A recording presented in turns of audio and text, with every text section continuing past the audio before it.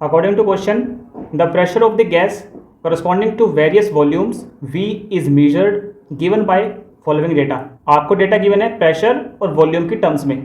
आपसे बोला है कि इसका कर्व फिटिंग आपको निकालना है अबाउट गैस इक्वेशन। ठीक है, जहाँ पे प्रेशर वॉल्यूम आ गया वहाँ पे समझ जाना कि गैस इक्वेशन वाला नॉर्मल इक्वेशन इसमें बनेगी। ठीक है, उसी के अबाउट इसमें आपको पैराबोला फिट करना है। कैसे करेंगे? सबसे पहले आपको नॉर्मल इक्वेशन इसमें बनानी है, तो वो मैं आपको बता देता हूँ कैसे बनेगी। जैसे हमने पैराबोला वाले में देखा था कि उसमें आपकी जो एक्चुअल इक्वेशन होती है पैराबोला की वो आपको याद होनी चाहिए। सिमिलरली इसमें भी आपको इसकी गैस इक्वेशन की इक्वेशन आपको याद होनी चाहिए। सबसे पहले इसकी जो गैस इक्वेशन होती है, गैस इक्वेशन वो होती है आपकी P यानी कि pressure, V for volume, then आपका गामा इक्वल टू C आपका ये होता है कांस्टेंट।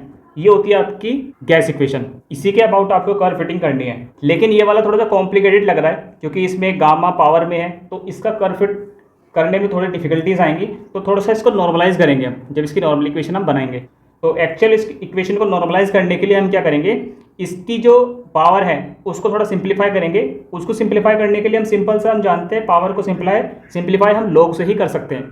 ठीक है, तो हम क्या करेंगे, टेकिंग लॉग बोथ साइड्स, क्योंकि कर्व फिटिंग करने का सबसे पहला स्टेप होता है उसकी नॉर्मल इक्वेशन बनानी।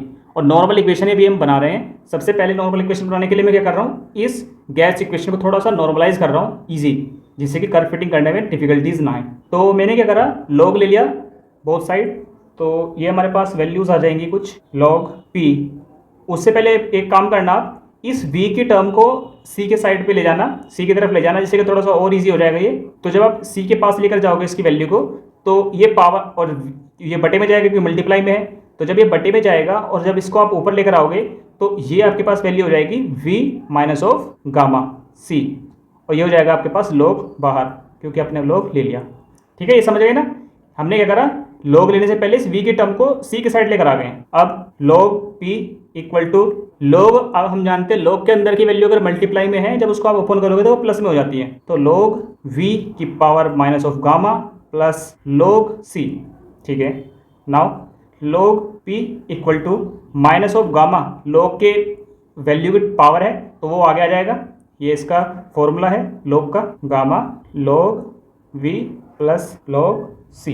ये आपके पास वैल्यू होगी। थोड़ा सा और सिंप्लीफाई करो इसको अच्छे से। Log P equal to log C को हम यहाँ लिख लेते हैं, minus of gamma log V।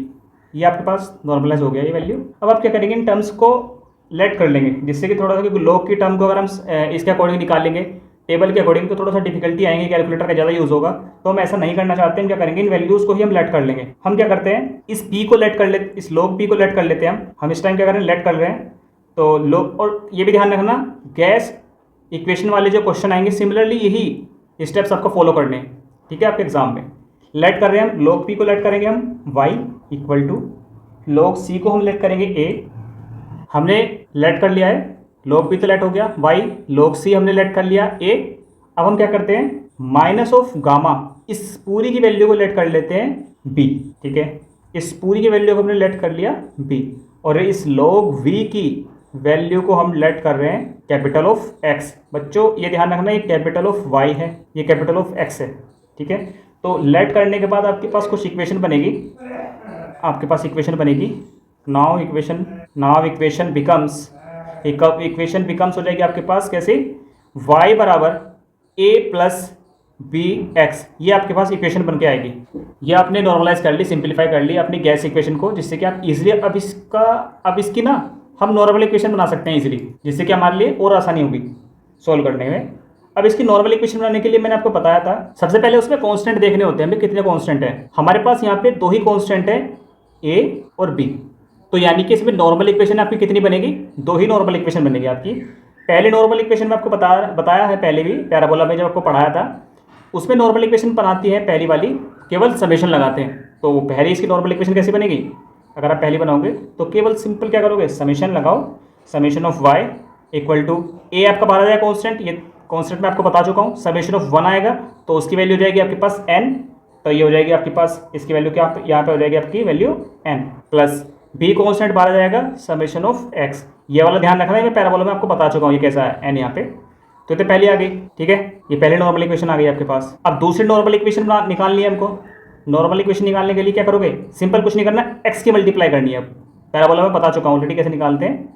तो x की मल्टीप्लाई कर दो सिग्मा, या फिर summation of x y, capital x और कैपिटल y है ये ध्यान रखना, a summation of x plus b summation of x square.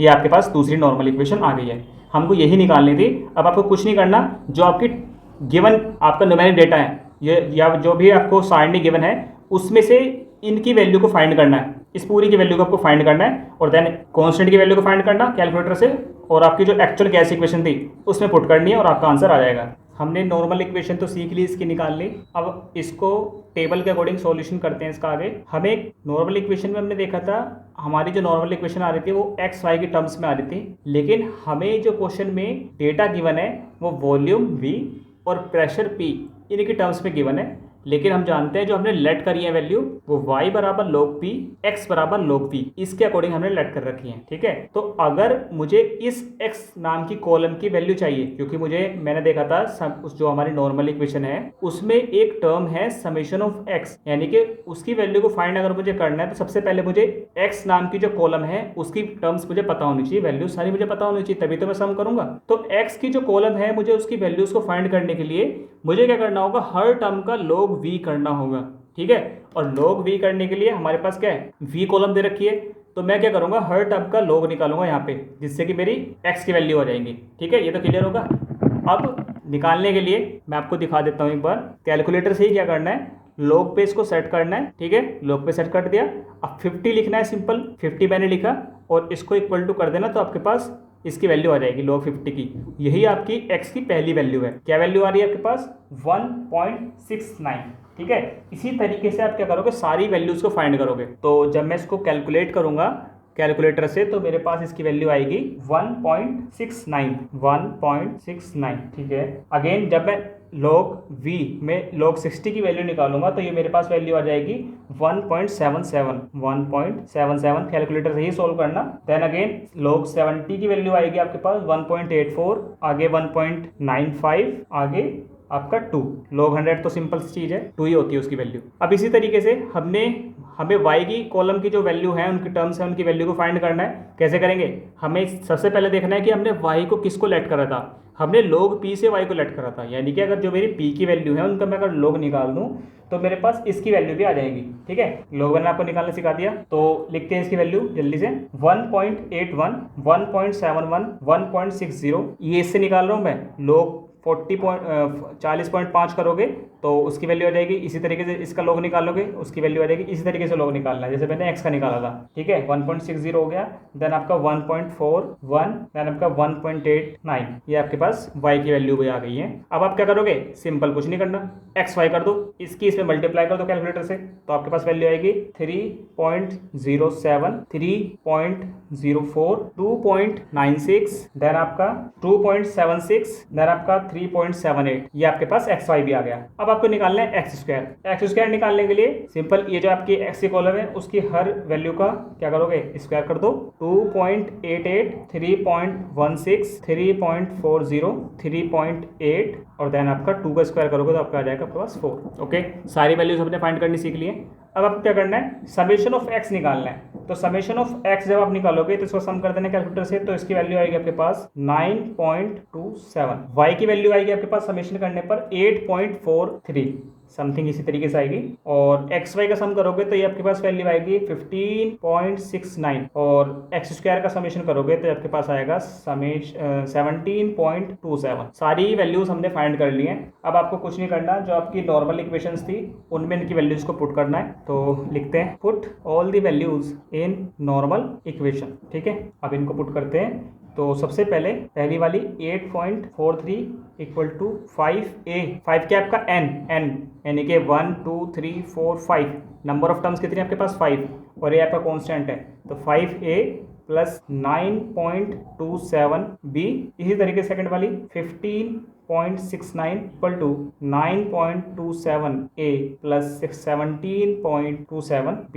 ये आपके पास दोनों नॉर्मल इक्वेशन आ गई है। अब आपको कैलकुलेटर से इसको सोल्व करना है। ठीक है, देन आपके पास दो कांस्टेंट की वैल्यू आएगी, कैलकुलेटर से ही सोल्व करना है दोनों इक्वेशन को। ऑन सॉल्विंग आपका टाइम बचेगा, ऑन सॉल्विंग आपके पास दोनों कांस्टेंट की वैल्यू आ जाएगी। एक की वैल्यू आएगी आपके पास 2.22।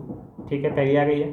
बी की वैल्यू आएगी आपके पास -0.28, ये बी की वैल्यू आएगी आपके पास। ठीक है, दोनों कांस्टेंट की वैल्यू आपने फाइंड कर लिया। अब एक चीज का ध्यान रखना, हमारी जो गैस इक्वेशन है वो प्रेशर, वॉल्यूम और गामा और सी आपका एक कांस्टेंट था आई थिंक, हाँ उसके टर्म्स में है। ठीक है, मैं आपका लिख देता हूँ। जो आपकी गैस वॉल्यूम इक्वेशन थी, उसमें जो गैस इक्वेशन थी उसकी जो एक्चुअल इक्वेशन थी वो थी आपकी प्रेशर, वॉल्यूम, देन आपका गामा इक्वल टू था कांस्टेंट पे, ये थी। अब हमने देखा था जब हम कांस्टेंट की वैल्यूज को फाइंड कर लेते हैं कर्व फिटिंग के अंदर, उनकी वैल्यूज को हम पुट कर देते थे आपके एक्चुअल इक्वेशन में। लेकिन एक्चुअल इक्वेशन में तो ऐसी कोई कांस्टेंट है ही नहीं, हमारे पास तो प्रेशर वॉल्यूम के टर्म्स में डेटा है, सी के टर्म्स में डेटा है, गामा के टर्म्स में डेटा है। तो आपको क्या करना है, जो वेरिएबल्स हैं उनको तो आपको स्किप करना है। तो प्रेशर और वॉल्यूम ये तो आपके वेरिएबल्स हैं, यानी कि इनका तो डेटा आपको गिवन था, इनकी तो वैल्यू पुट नहीं करनी, केवल आपको गामा की वैल्यू को पुट करना है और सी की वैल्यू को पुट करना है इसमें। तो गामा की वैल्यू आपकी कैसे निकलेगी? गामा की वैल्यू सबसे पहले देखो, लेट आपने किसको करा था,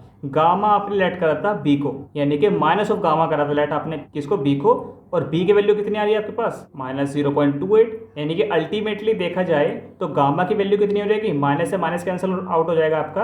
यानी कि अगर मैं आपको सोल्व करके दिखाऊं, माइनस ऑफ गामा आपने लेट करा था क्या, कितना बी, और बी की वैल्यू कितनी है आपके पास, -0.28। तो यानी कि माइनस से माइनस कैंसिल आउट हो गया, आपके पास गामा की वैल्यू आ गई है 0.28। एक तो वैल्यू आपने फाइंड कर ली है। अब निकालते हैं सी की वैल्यू। सी की वैल्यू कैसे निकलेगी? अब देखो, लेट किसको करा था आपने, सी के टर्म्स में, आपने सी के टर्म्स में लेट करा था, लॉग सी को लेट करा था आपने ए, यानी कि अगर आप इसको इस तरीके से लिखो, लॉग सी आपने लेट करा था ए को, यानी कि आपको वैल्यू किसकी निकालनी है, सी की। तो इस ये हो जाएगा आपके पास, लॉग इधर जाएगा तो ये हो जाए, बन जाएगा आपका एंटी लॉग ऑफ ए। अब एंटी लॉग ऑफ ए निकालोगे आप, ए की वैल्यू कितनी है आपने अभी फाइंड करिए, 2.22। ठीक है, ए की वैल्यू को आप ए की वैल्यू को आपको उसको पुट करना है यहाँ पे और उसका एंटी लॉग निकालना है कैलकुलेटर से। ठीक है, आपको कुछ नहीं करना, ये जो आपका कैलकुलेटर है, कैंसिल करते हैं सारे को, शिफ्ट दबाना और आपका जो लॉग था उसी को दबाना, शिफ्ट दबा के दबाना इस बार। ठीक है, पहले शिफ्ट दबाना देन आपका लॉग दबाना, तो अब आपका ये एंटी लॉग की तरह वर्क करेगा। ठीक है, अब जो भी वैल्यू आपकी वो लिख देना 2.22 करके और आपका आंसर आ जाएगा। ठीक है, तो एंटी लॉग भी आपको निकालना आ गया। तो जब मैं सी की वैल्यू निकालूंगा तो आपके पास सी की वैल्यू आएगी 167.78। ठीक है, तो आपने दोनों वैल्यूज को फाइंड कर लिया। अब आपको क्या करना है, एक्चुअल इस इक्वेशन में इसको फाइनल जो आपका आउटपुट आएगा कर्व फिटिंग में उसमें रख देना, यानी कि जो आपकी गैस इक्वेशन थी उसमें पुट कर देना, यानी कि पी वी गामा कितना था 0.28 इक्वल टू सी कितना है आपके पास 167.78। यही आपका कर्व फिटिंग का फाइनल आंसर है गैस इक्वेशन का। आई होप आप सभी को अच्छे से क्लियर हो गया होगा कर्व फिटिंग। सभी स्टेप आपको ऐसे ही फॉलो करने हैं। ठीक है, थैंक यू सो मच।